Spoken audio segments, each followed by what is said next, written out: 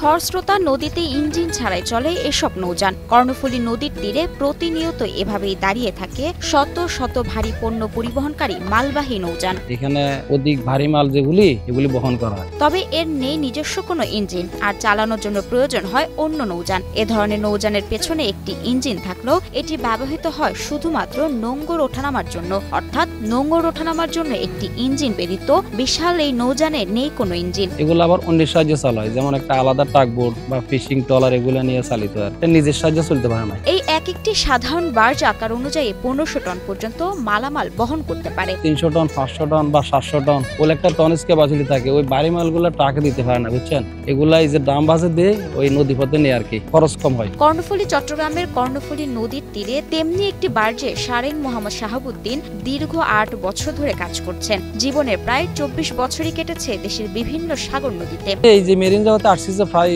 24 থেকে 25 বছর। এই মালিকের এখানে 8 বছর। আমি প্রায় 2001 সালে আসছি মেরিন জগতে। আমার অন্যান্য ইয়াতে চাকরি করছি আর কি, জাহাজে, কার্গোতে। এখন বর্তমানে এটাতে আছে আর কি। কি বুঝলেন ভাই? অনলি যেটাই চাই।